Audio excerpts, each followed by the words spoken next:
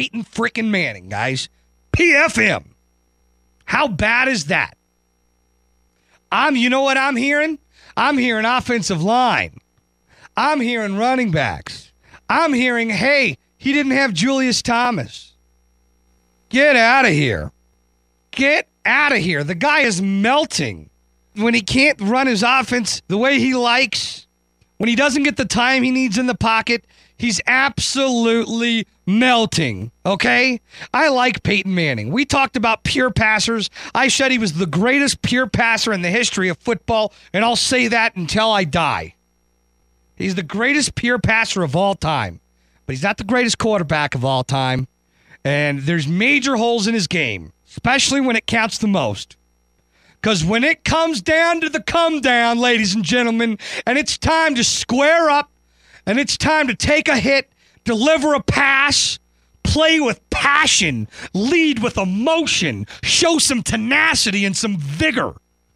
When it's time to put your balls on the table, as Patrick Waugh would say, Peyton Manning tucks his tail between his legs and he sits on the bench and he whines like a little sissy. And that's the truth. And he doesn't get the job done. Period. Every time. Not sometimes, every time. The ability to improvise does not exist. What was the greatest thing about John Elway?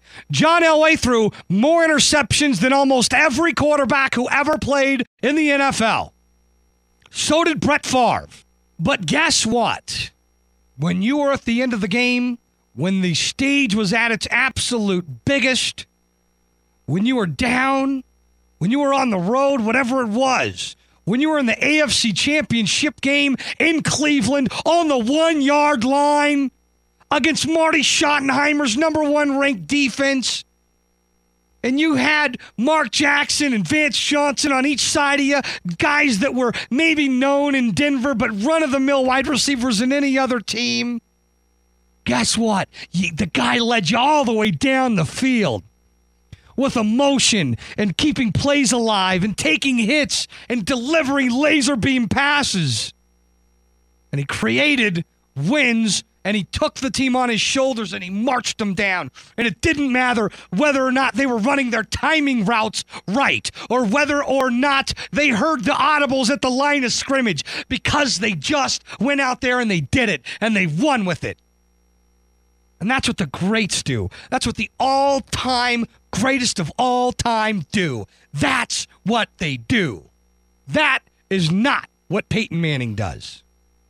Peyton Manning's great in his own way. Peyton Manning is great at saying, we're going to do this and this and this, and if everybody does this perfectly and you guys block up here and everything works outstanding, guess what? We're going to crush these guys. We're going to dominate. We're going to throw for records. We're going to do all that. But what happens when it doesn't work, Peyton? What happens when they get to you in less than 2.5 seconds when you deliver the ball? You know what happens? Peyton goes down in the fetal position. And I'm being literal. I'm not joking. Not making fun of him. He drops and gets in the fetal position and protects the ball and says, this play is over, it's time to go to the next one. If that spells leader to you, ladies and gentlemen, then I think we have a little bit of a difference in opinion as to what a leader looks like. I said it before, and I'll say it again. I understand that a lot of this success comes with Peyton Manning, and that if he wasn't here, we wouldn't even be having this success. And the Broncos are Super Bowl contenders or challengers or expectants because of Peyton Manning. I get it. I understand it. But everything I just said is true. Does it mean that another quarterback would have more success? No, it doesn't. But it's true.